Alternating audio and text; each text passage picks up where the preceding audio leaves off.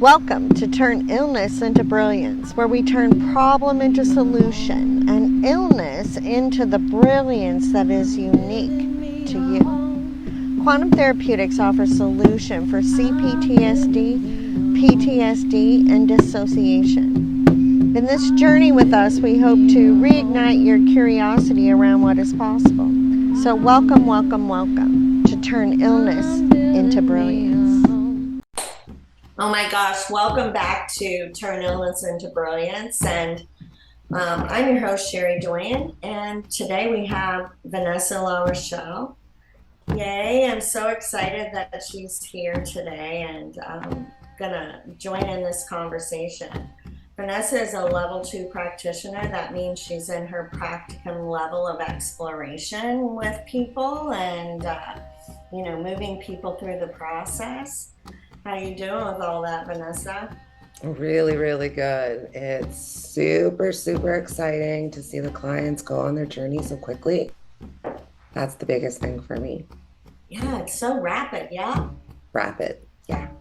And I think that, some people go, oh, rapid, like it's going to be super intense. And no, we're meaning rapid, like resolution, right? Rapidly moving out of that high state of intense emotion all the time. Yeah, and I see it too as like rapid self-realization, realizing, oh, this can be utilized as a form of brilliance. And I don't have to be out here. Sorry to interrupt. Yeah. We're on Zoom, so loud.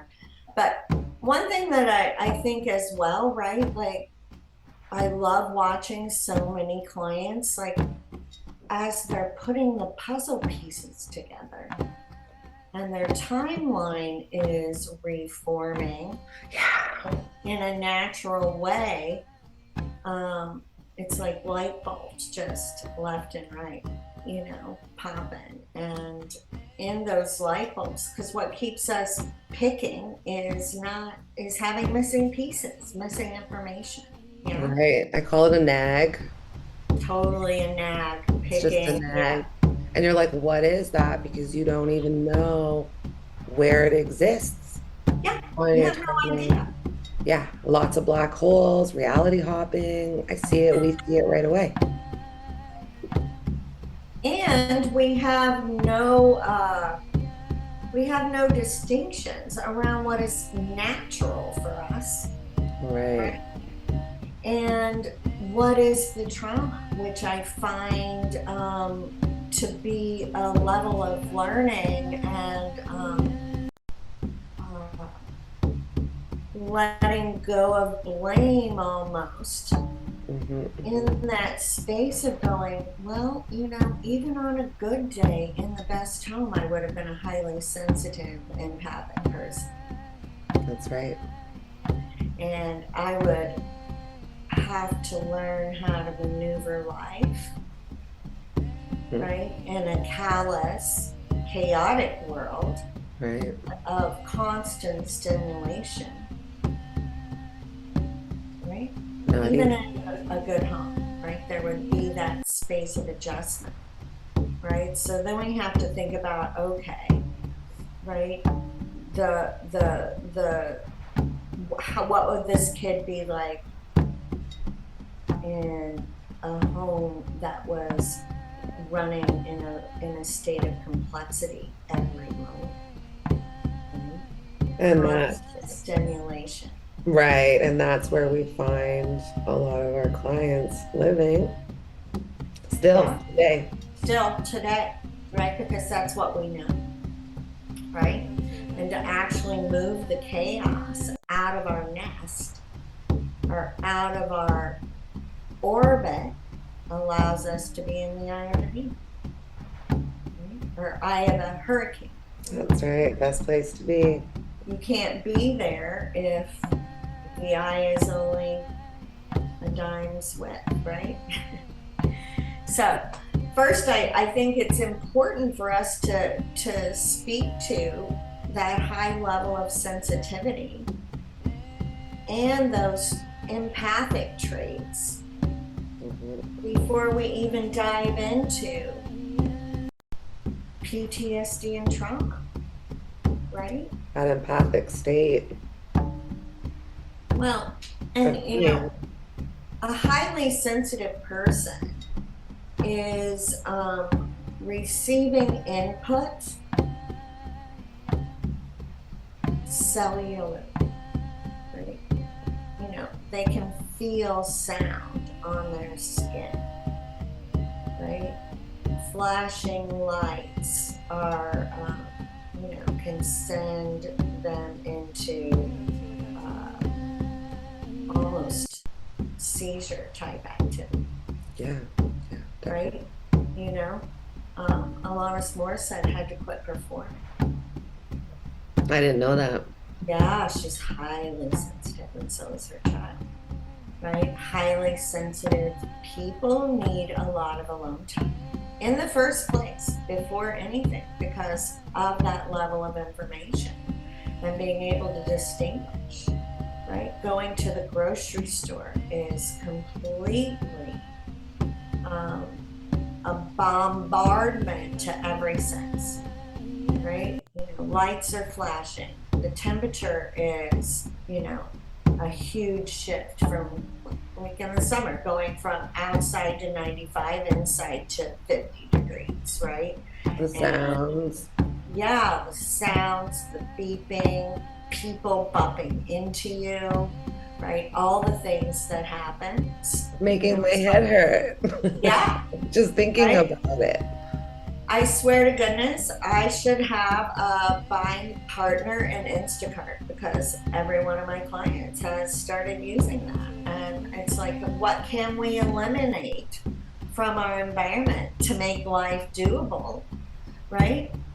Fair enough. Like, let somebody bring your groceries, yeah, right? A highly sensitive person, their clothes, it's very similar to the OCD diagnosis in a huge way. Mm-hmm. A highly sensitive person is listening to a degree that people don't, right? And they're listening to how the words come together in a way, right? And they can get hung up on, like, why did you choose that word? Because they're listening and truly hearing in a different way. And so in and of itself, just being a highly sensitive person, right, is gonna have to learn to navigate life different. Relationships are gonna be different, right? Things are gonna be different. That's like being on, not quite, but close to that spectrum that's going. That's right. Yeah, we talked about it a little bit the other day. I see it like a fork, like a pronged fork, and just like tuned into the different things. So like you said, you've got sound going off, you've got people, you've got temperature, you've got the parking lot. All the things. So all the things, you're tuned in like that. And so it can be really, really overwhelming. And what I love about your program too is we also create strategies around it doesn't have to be a problem. The world is a chaotic place. Or a fun game. Most often it doesn't make sense. Yeah, I said, or it could be a fun game. It could be a really fun game. Because we are seeing, a highly sensitive person is seeing and experiencing the world. Literally experiencing the world, like in their bodies all the time. They make amazing detectives, because if you bat one eye faster than the other, they're gonna know it. That's right. Right? And if you get a slight shift across your eyes as you're telling the story, they're gonna go, what was that? Right? Because they are paying attention. Right? There's almost a hypervigilance that can arise for a person that's been traumatized in those places, which can get in the way of any sort of relationship, because no one is 100% true 24/7. and it's like people live under a microscope around Yeah. a hyper vigilant, highly sensitive person. Yeah, you know what I mean? It's like people being around, it's like under a microscope. Why'd you do that? Why'd you choose that word? Right? You know. That's why it ties in so closely with PTSD and C-PTSD, because really, if that single traumatic event or that complex trauma is happening to you over time, really you just keep honing those empathic skills. And then you're just exactly. like this. Well, we haven't even gotten to empath yet, right? We're just still on the highly sensitive. So It's we haven't even gotten to that. And then the person that has both, game on, right? Like magic. Yeah. It's just all so intertwined. It is very intertwined. Now, when we move into that empath space, right, they can truly walk in another man's shoes.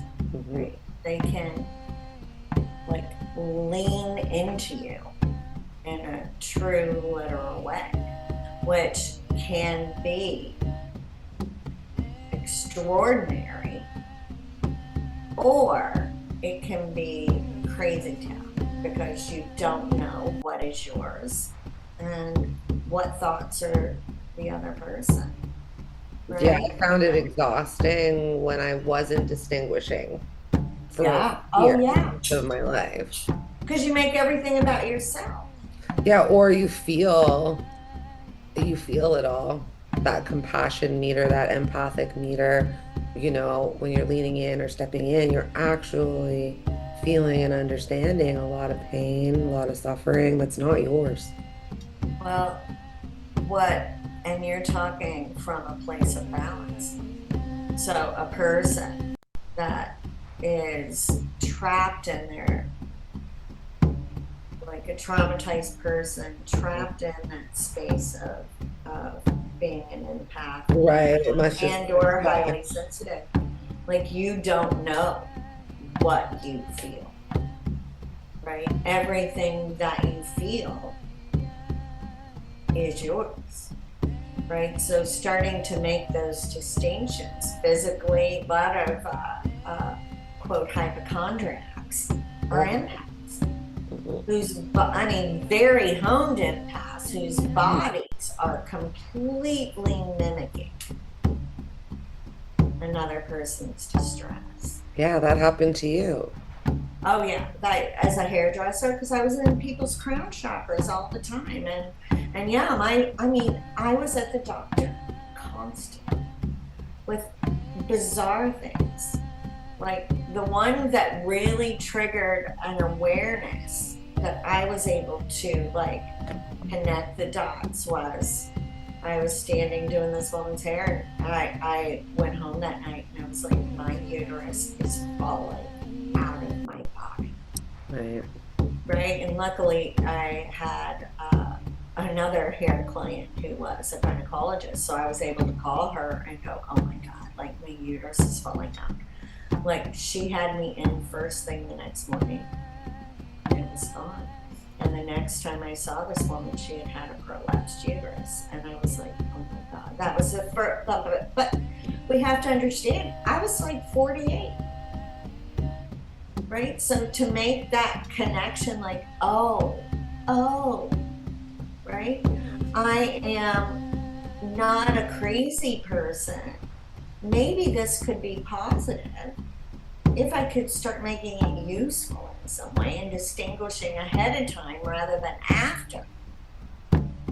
Right? And that becomes our journey to be able to be aware enough to feel those humongous things coming in. And we have to also think, like, being an empath that can really step into another man's shoes. What if somebody's beating you? And suddenly you have all your fear and all their anger at the same time. Right? That's an explosion waiting to happen. Yeah. Right? And I mean, that was something navigating, I think, because I was in such survival through my childhood and trying to navigate all that, having no distinctions, right? As an adult, being able to navigate that if somebody was angry at me, being able to stay in my space and not absorb their anger too, right? You know, because that's when things get violent. That's right. Yeah. So as we move forward, you know, we are really trying to set some tangibility to some of these words that on both sides of the fence have no meaning whatsoever, right? And as we move forward, Vanessa and I are gonna walk through some of what we claim, she has coined, I love, the Quantum Therapeutix vernaculars, and we are going to step into that and try to give some weight to some of these words, right? And she's going to be back with me as we walk through this. So I'm super excited that you guys were here today, and really grateful, and I hope you walked away with some ahas. Yeah. Right, as we move forward. Now grab up your copy of Turn Illness into Brilliance, right? This is your roadmap, right, of understanding how brilliant you actually are, how these actions, when we take them off of autoresponder, can become your superpowers, literally, and we need you, yeah? And pick up your copy of Chronicles of Tigwa. You know, it's a unique look through the eyes of a highly sensitive, empathic child, living in a world of unpredictable violence and chaos, sex, you know, all of it. And the amazing avenues available, right, to maneuver that and come out on the other side in a new and different way, right? So grab up your copies, hop on Amazon, and we'll see you back here for Turn Illness into Brilliance. Thank you, Cherie. Thanks. Jessica, thank you, Sydney, so much for joining together to create this synergy for Today I Choose and the Turn Illness into Brilliance podcast. I'm really grateful. And on behalf of myself and the Quantum Therapeutix team, we want to thank you for tuning into Turn Illness into Brilliance, where we turn problem into solution and illness into the unique brilliance that is you. Quantum Therapeutix for rapid results for resolution to C-PTSD, PTSD, and dissociation. Today, you can choose to schedule your call for freedom.